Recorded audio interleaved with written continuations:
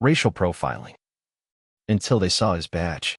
The morning was already hot, the sun climbing high over Atlanta's tree-lined streets as Marcus Allen guided his silver Lexus toward his office.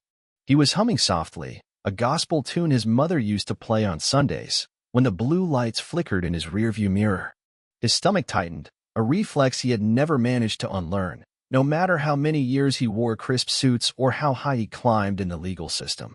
He eased the car to the side, signaling, turning off the engine with steady, deliberate movements. Two officers stepped out of the cruiser.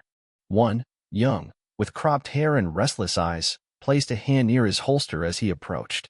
The other, older, followed just behind, scanning the Lexus as if it might leap from the curb and run.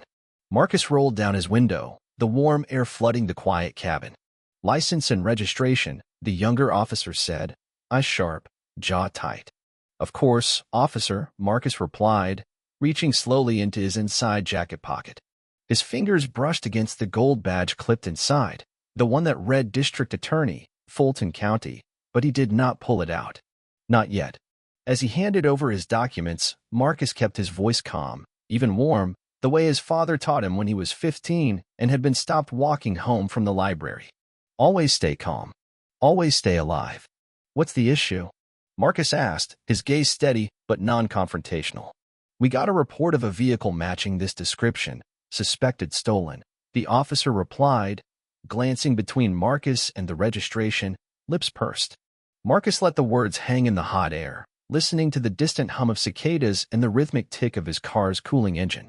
He could see the reflection of the officer's sunglasses, the faint outline of his own face, black, calm, waiting. The young officer's eyes narrowed, flicking over Marcus's tailored shirt and the Rolex on his wrist, then back to his face. "Step out of the vehicle, sir," the officer said, his voice clipped, leaving no room for refusal. Marcus stepped out of the Lexus with the deliberate calm of a man who had learned, over decades, that sudden movements could cost more than pride. The sun beat down on the asphalt, heat rising in shimmering waves around his polished shoes. "Hands on the hood," the young officer ordered. Marcus hesitated for half a breath, feeling the weight of the moment pressing into his spine. A jogger slowed across the street, glancing over with that quick, uneasy look people give before they decide to keep moving. "Is this really necessary?" Marcus asked quietly, his voice like the calm before a summer storm. "Sir, do it now," the officer snapped, his hand hovering near his holster again, eyes flicking to Marcus's every movement. Marcus placed his hands on the warm hood, the metal burning against his palms. He could feel sweat rolling down the back of his neck, his pulse a steady drum reminding him he was alive, reminding him to stay careful. Behind him, the older officer was speaking into the radio, calling in the plates, his voice low and casual, as if the scene was routine. For them, perhaps it was. Marcus looked down at his reflection in the Lexus's glossy paint, a black man in a tailored shirt, palms spread, under the watchful eyes of armed men. He remembered his mother's voice again, soft and tired, telling him to come home safe, to keep his head down, to be polite even when they were not. "You fit the description," the younger officer said, as if that explained everything, as if it excused the crackling tension in the air, the fingers tightening near the trigger. Marcus swallowed, forcing himself to stay rooted in the moment. He was not going to argue, not yet. Not while standing on hot asphalt with hands on the hood, not while the weight of history pressed on his shoulders like a silent witness. Across the street, the jogger had stopped, phone out now, recording. The young officer noticed, his jaw tightening, but he did not say a word. Marcus closed his eyes for a moment, breathing in the heavy air, telling himself that this was just another test, another day in a country that still struggled to see him fully.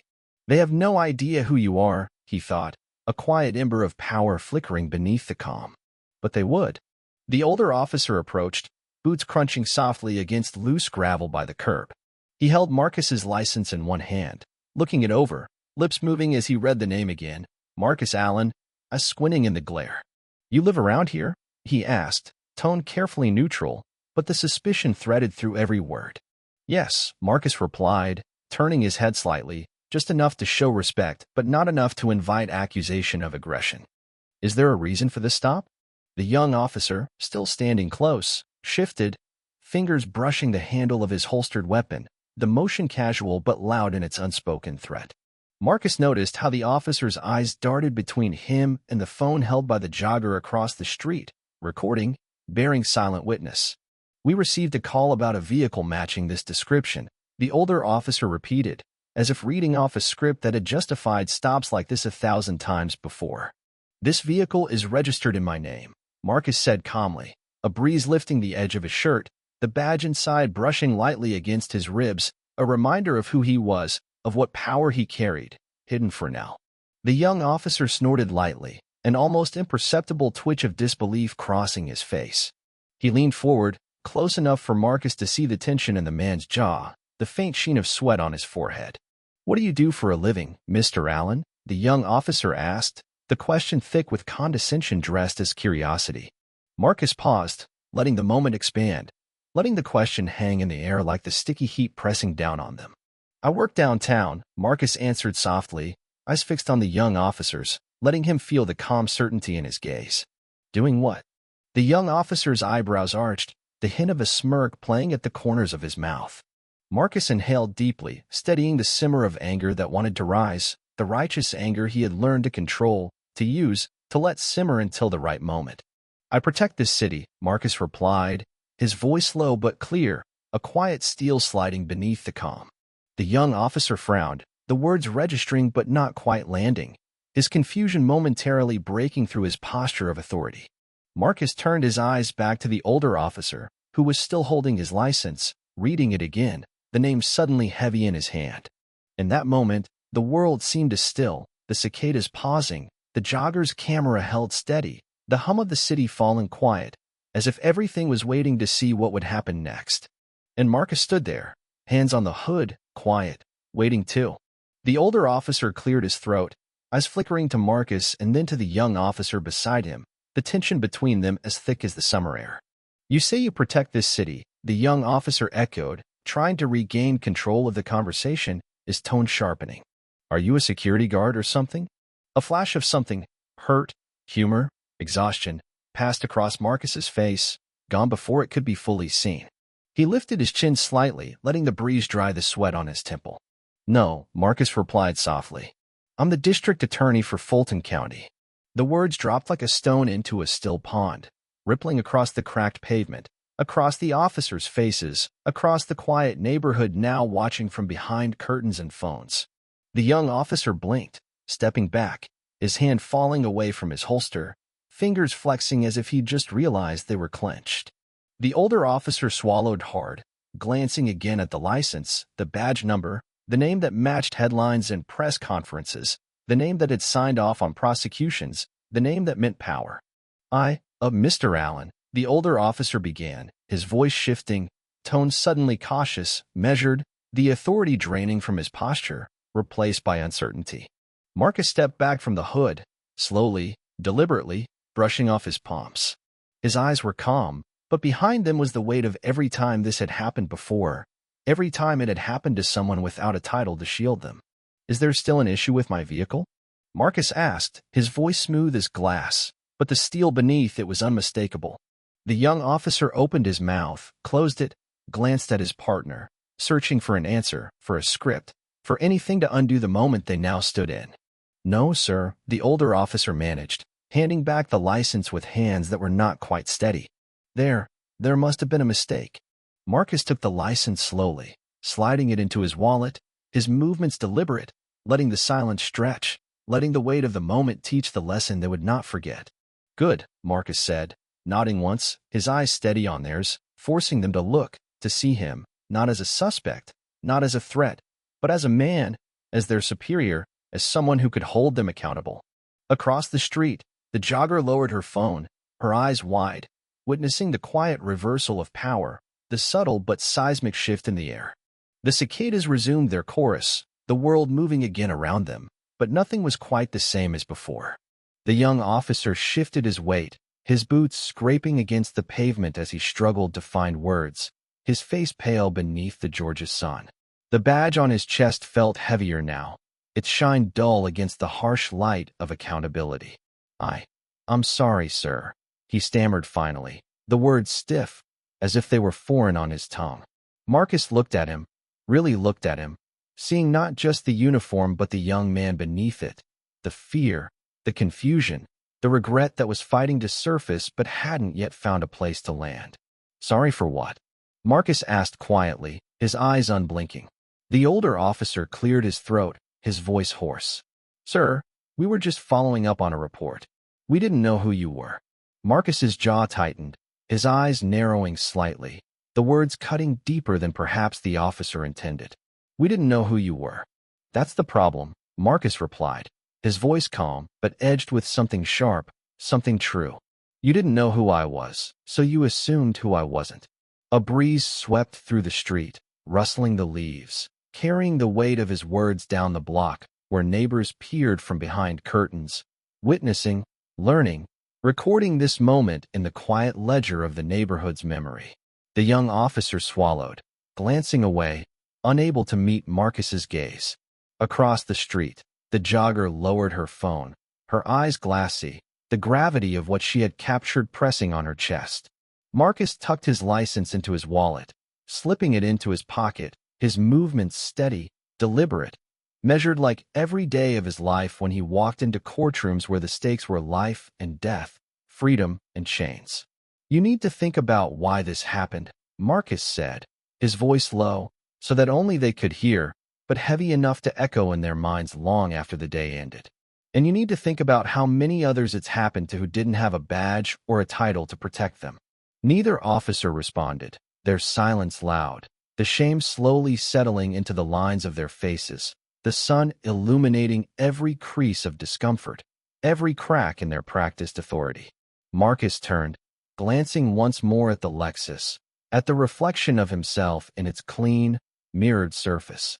A reflection of a man who had fought too long to be seen, too long to be believed, too long to be treated as human. And in that reflection, for just a moment, he saw himself as a boy, his mother's voice whispering, "Come home safe." He exhaled, steadying himself, the weight of what he carried pressing down but never breaking him. This moment wasn't just for him. It was for every person who would drive this road tomorrow. Marcus opened the door of his Lexus, pausing before stepping in, turning back toward the officers who stood awkwardly by the curb, their uniforms now feeling like paper shields under the weight of their own realization. "You know," Marcus said, his voice measured, carrying across the quiet street. "You see people on their worst days in this job. I see that too." The young officer looked up, eyes darting to his partner, searching for a lifeline. The older officer cleared his throat, his shoulders slumping as if he had been holding them up for far too long. "But what you see," Marcus continued, "is shaped by what you expect to see." He let the words hang there, the hum of the cicadas and the distant bark of a dog the only sounds filling the thick July air. "Sir, we're sorry," the young officer repeated, the words softer now, less defensive, more human. Marcus tilted his head slightly, regarding him. "What's your name, officer?" The young man hesitated. "Carter, sir." "Officer Carter," Marcus said, letting the name settle in the air, making it personal, making it real. "One day, you're going to have to decide what kind of man you want to be in that uniform." Officer Carter's eyes dropped to the ground, the flush on his cheeks a testament to the internal war he was fighting, between the training he had been given and the truth standing before him. "And you?" Marcus turned to the older officer, whose nameplate read Henderson. Henderson met his gaze, the tiredness in his eyes unmistakable. "I know we need to do better," he said quietly. Marcus nodded, a small gesture, but one that carried the gravity of a man who had spent years in courtrooms demanding accountability, even when the cost was high. "You're right," Marcus replied, "because I'll be watching, and so will others." Across the street, the jogger with the phone still recording lowered it, tears in her eyes as she watched the moment of reckoning unfold. Marcus turned back to his car, sliding into the driver's seat, the leather warm against his back. He closed the door gently, the sound punctuating the end of the conversation. He started the engine, the quiet purr of the Lexus almost soothing, grounding him as he glanced in the rearview mirror one last time. The two officers stood there, the weight of the encounter pressing down on them, forcing them to face themselves in a way no training manual ever would. And as Marcus pulled away, the morning sun reflected off the windshield, A quiet promise that the work was not done, that change was not a single moment but a relentless, necessary commitment. The city opened before him as Marcus guided the Lexus back onto the road, the tires humming softly against the sun-warmed asphalt. The radio was off, the silence inside the car thick, giving space to the thoughts swirling in his mind. He passed tree-lined blocks where families were pulling weeds from flower beds, where children chased each other with water guns, their laughter piercing the heavy morning air. It was a world moving on, unaware of the moment that had unfolded just streets away. Marcus's grip on the wheel tightened, his knuckles pale against the leather, the memory of the young officer's hand near his holster replaying in his mind like a phantom, a reminder of how close the line could be between a conversation and a tragedy. He thought about the quiet fear he had felt, the old fear, the one that never fully left, no matter how many courtrooms he commanded or press conferences he led. The fear that came simply from being seen, and yet not being seen at all. A stoplight turned red ahead, and Marcus slowed, letting the car roll to a gentle stop. He glanced into the mirror, looking at his own eyes reflected back at him, tired, sharp, alive. A memory surfaced, his mother sitting at their kitchen table, folding laundry, telling him, "You have to be twice as good, baby. Twice as calm. Twice as careful."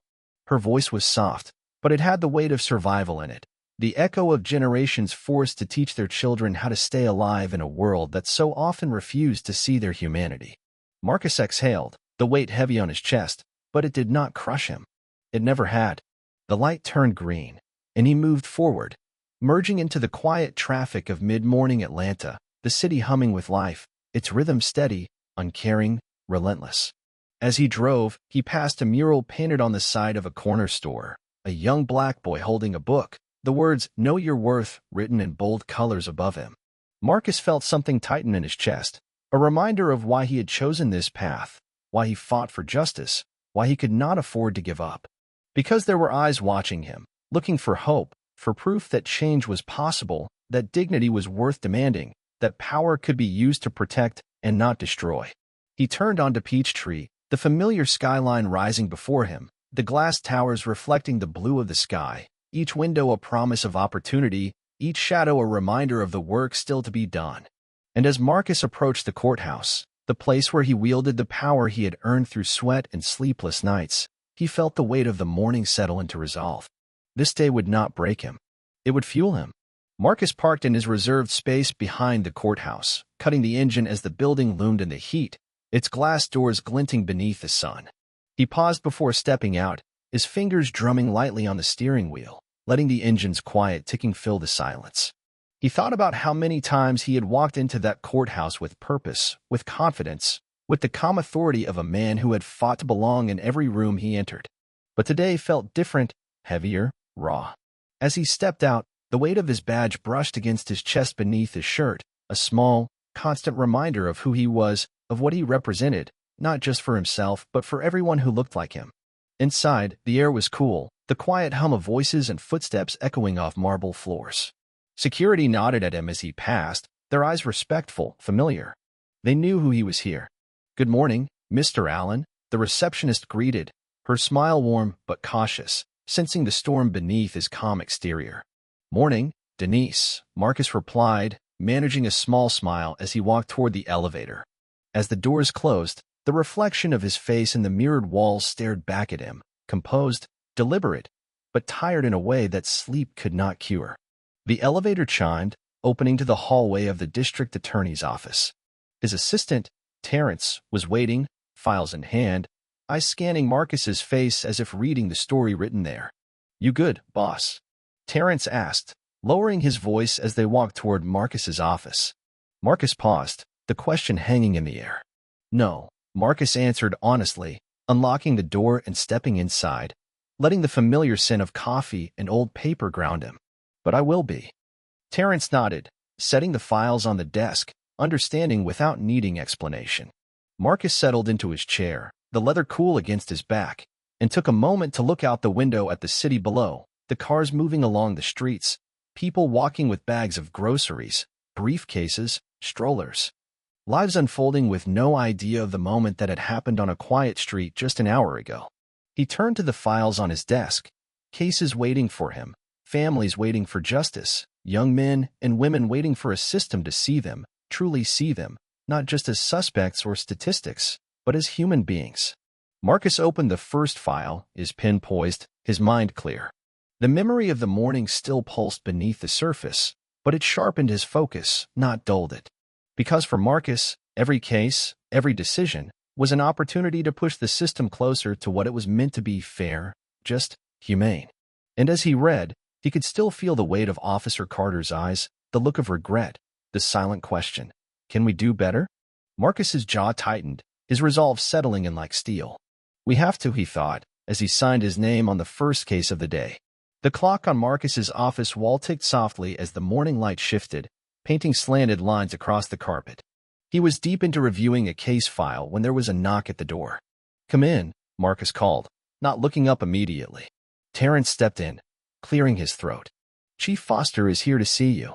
Marcus's eyes lifted, a flicker of surprise crossing his face before settling back into calm.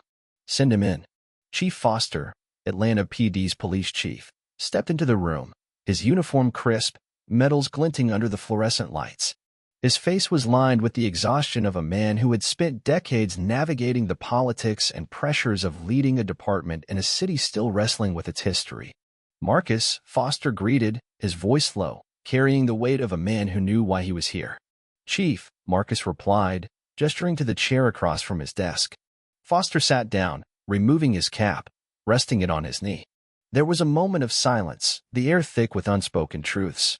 "I heard about what happened this morning," Foster began, meeting Marcus's eyes. "I wanted you to know it's being handled." Marcus leaned back, folding his hands on his desk, his face calm but his eyes sharp. "Handled how?" Foster hesitated, choosing his words with care. "Internal review.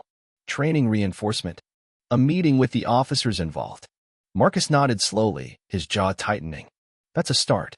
But you and I both know it's not enough." Foster exhaled, rubbing a hand over his face. "You're right. It's not." For a moment, the room felt like it was holding its breath, the weight of history pressing down on them. Two black men who had fought to hold positions of power in systems that weren't built for them, systems that still stumbled, still harmed, still assumed. "I'm not asking for special treatment," Marcus said quietly. "But I'm demanding accountability." Foster nodded, his eyes tired but resolute. "And I'm committed to giving it." Marcus leaned forward, his voice low but powerful. "These young officers, Chief, they're carrying bias into every stop, every interaction. We cannot let another routine stop become another hashtag, another family's grief." Foster swallowed, the words sinking in. "I know. We're working on expanding the bias training, but it's more than training. It's culture. It's accountability at every level. It's listening to the community," Marcus added, "and to the people they stop on the street. It's hiring officers who see the humanity in the neighborhoods they patrol." They sat in silence for a moment, the hum of the city outside the window filling the quiet. Foster stood, placing his cap back on his head. "I'll keep you updated," he promised. Marcus stood as well, extending his hand. "Thank you, Chief." Their hands clasped, two men in positions of power, carrying the weight of change on their shoulders, knowing that today was only one moment in a fight that would not end with an apology or a single meeting. As Foster left, Marcus sat back down, the silence of the room returning. He glanced at the file on his desk, then at the window, where the city moved on, unaware that its leaders were fighting to push it closer to justice, inch by hard-won inch. And Marcus closed his eyes for a moment, breathing deeply, preparing himself for the battles that lay ahead. The afternoon sun had shifted, pouring warm light across the courthouse steps as Marcus exited, files tucked under his arm, his shadow stretching long across the concrete. At the bottom of the steps stood Mrs. Jean, a community elder with silver hair tucked into a floral scarf, holding a small bag of peaches from her garden. She often came by the courthouse, checking in on cases, checking in on Marcus. "Baby, you got a minute?" she asked, her voice gentle but firm, the kind that always commanded respect. "Always, Mrs. Jean," Marcus replied, stepping aside with her to the bench near the entrance, the courthouse door's sign closed behind them. She handed him the peaches, warm from the sun. "You look tired," she said, studying his face the way a mother would. Marcus let out a soft laugh, shaking his head. "It's been a long day." "I heard about what happened," she said, her eyes narrowing. Saw the video on that girl's Facebook page. You all right? The question landed deeply, in a way that only someone who had seen generations of struggle could ask it. I'm all right, Marcus replied, but the words felt heavy, thick in his throat. It shouldn't take a badge for them to see me. Mrs. Jean reached out, her hand warm and steady as it covered his. No, it shouldn't, she said. But you're out here making them see, even when they don't want to. She paused, looking out at the street where cars rolled by, where teenagers laughed as they walked home from school, where a mother pushed a stroller across the crosswalk. You know what I see when I look at you, Marcus? She asked. He turned to her, his eyes tired but present. What's that? I see your mama's prayers, your grandmother's prayers, all rolled up in you, she said softly. I see the fight in you, and I see how tired it can make a man. But you keep going, because every time you stand up, you make it easier for these babies to live. Marcus swallowed, his eyes stinging in the warm breeze. He nodded, unable to find words for a moment. Thank you, Mrs. Jean, he managed, his voice low. She patted his hand, standing slowly. Don't thank me, baby. Just promise me you'll keep going. I will, Marcus replied, the promise settling into his bones, steadying him. Mrs. Jean smiled, her eyes soft and knowing. I know you will. She turned and walked down the steps, her steps slow but sure, leaving Marcus sitting there, the peaches warm in his hands, the city's hum around him.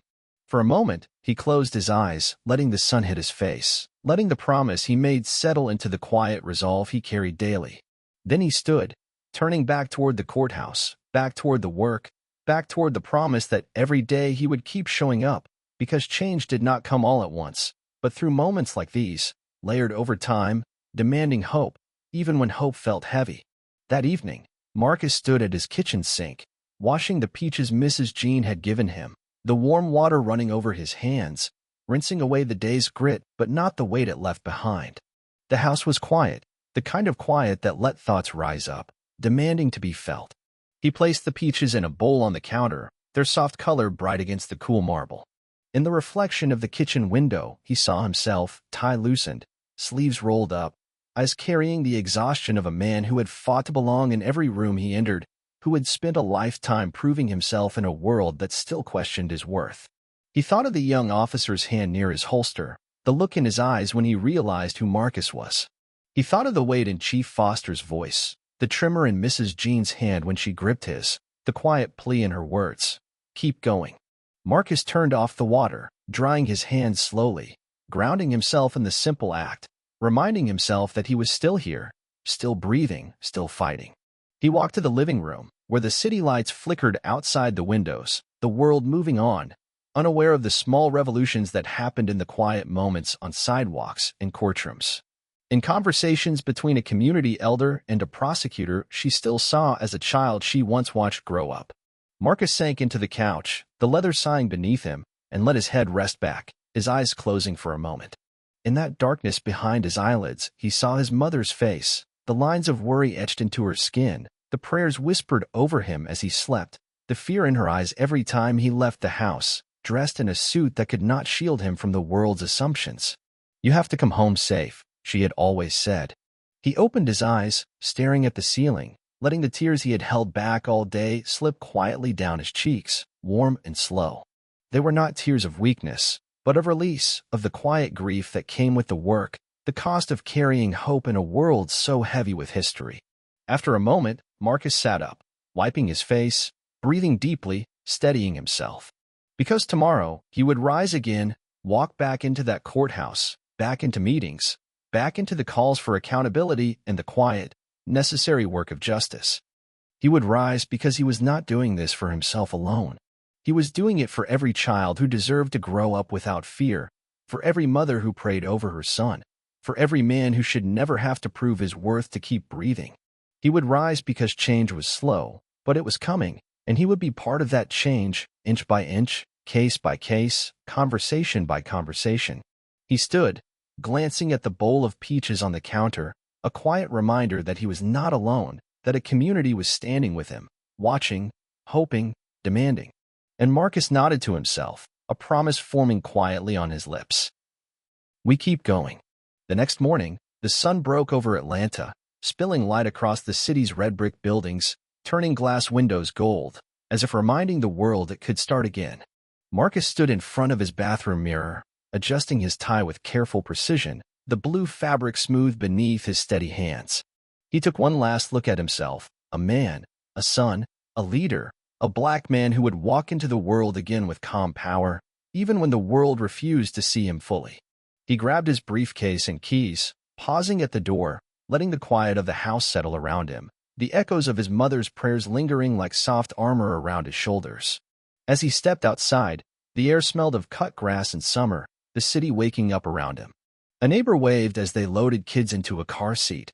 A jogger passed by with a nod. A postal worker laughed with a child on a bike. Small, human moments that reminded Marcus what he was fighting to protect, the simple right for everyone to live without fear. Driving to the courthouse, he passed the same mural he had seen the day before, the young black boy holding a book beneath the words, "Know Your Worth." This time, Marcus rolled down his window, letting the warm breeze rush in, carrying with it the promise of the work still ahead.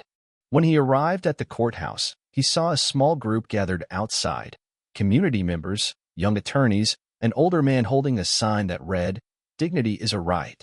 Their eyes found his as he approached, nods of respect passing between them, unspoken but felt. Inside, Marcus moved through security, exchanging greetings, the familiarity of the building settling around him, the marble floors and quiet hum grounding him for the day ahead. Before stepping into the courtroom, Marcus paused, taking a breath, centering himself in the knowledge that today, like every day, would be a battle, but one worth fighting. A young law clerk, her hair in braids, approached him with nervous energy. "Mr. Allen," she said, "I just wanted to say, thank you for yesterday, for standing firm, for letting them know." Marcus looked at her, seeing the quiet hope in her eyes, the reflection of his younger self and her determination. "We keep going," he told her, the words simple but carrying the weight of everything he knew. She nodded, smiling, her eyes shining with the promise of all she would one day become. And as Marcus stepped into the courtroom, the door closing softly behind him, the light from the windows falling on the seal of justice carved into the wood, he felt the resolve settle into his bones. Today, he would fight for the people who walked these streets without a badge to shield them, for the mothers who prayed, for the children who deserved to grow up free, for the officers who needed to learn, for the system that needed to change. Because he was not just the head of the prosecutor's office. He was a black man who refused to shrink, who refused to be silent, who refused to forget who he was and who he fought for. And as he placed his files on the bench and looked out over the courtroom, he whispered the promise again, this time for everyone who needed to hear it. We keep going. Thank you for watching. Subscribe me and hit the notification bell to not miss new stories.